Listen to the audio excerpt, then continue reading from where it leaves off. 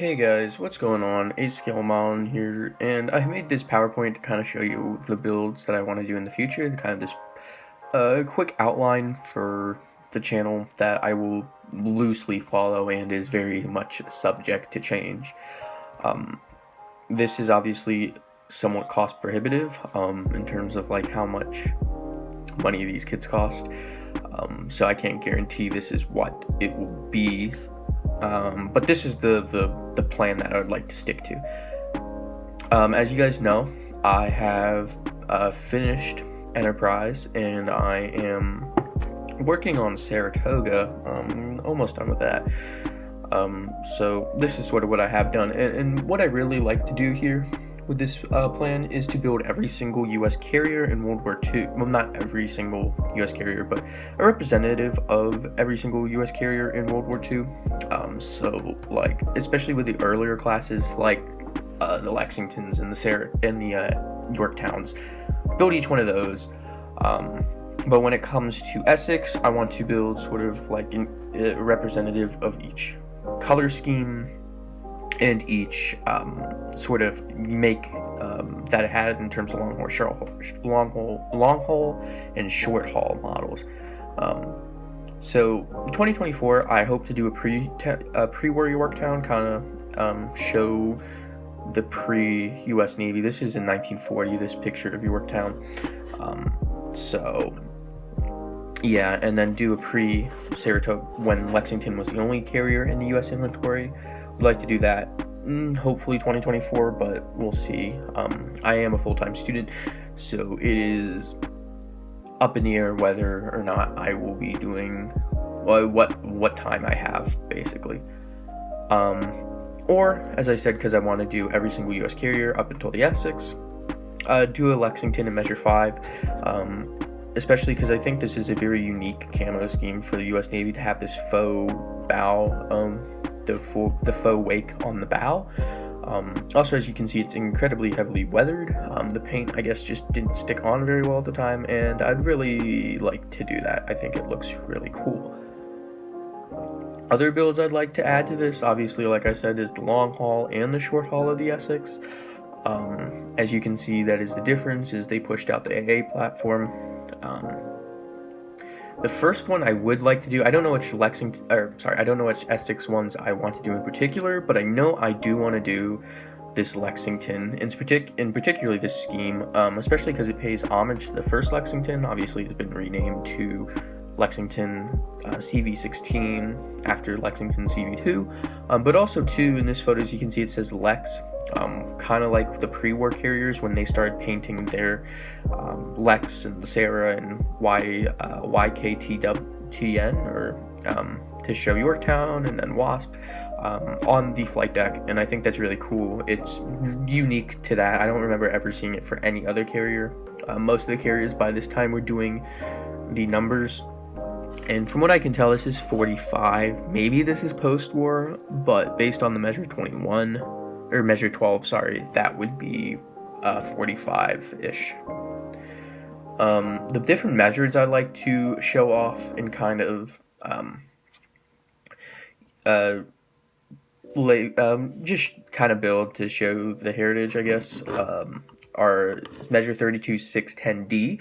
This is the, I think this is a modified destroyer camo.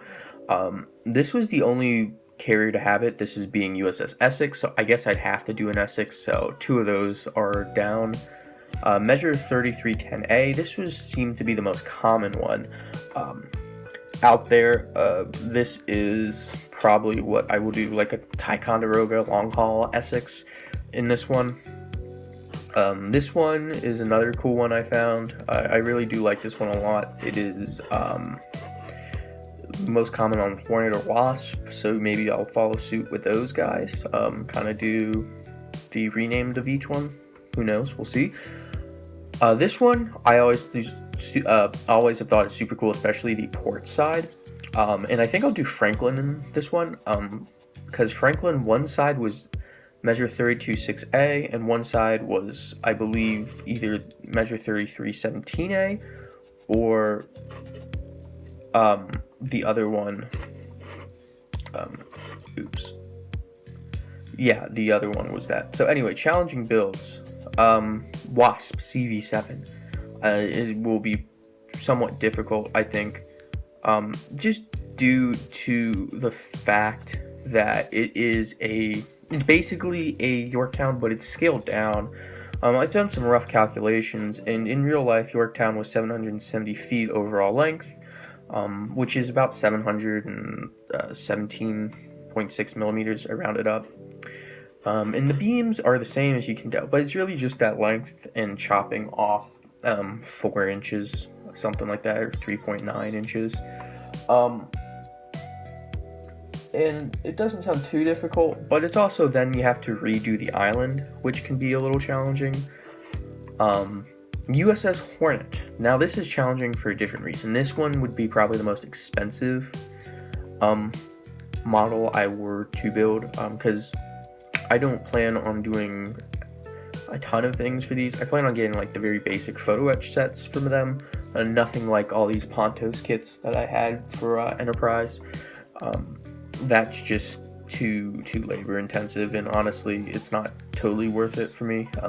It looks great, don't get me wrong, but not a huge fan of wooden decks. I don't think they really do look that much better, but that might just be my skill issue versus. Anywho, credit to cv5yorktown.com for this photo, but this is how inaccurate the hull is. And I am not a stickler for accuracy, really. As you guys know, I do all sorts of goofy stuff. But when it comes to this, when I plan to display Hornet next to Enterprise and Yorktown, it's going to look goofy, especially with how blunt the bow is and how wide it is. Now this hull, there's a couple people who are super pedantic about the stern of it not being super accurate and it being too fat, but for the most part, this hull looks really good.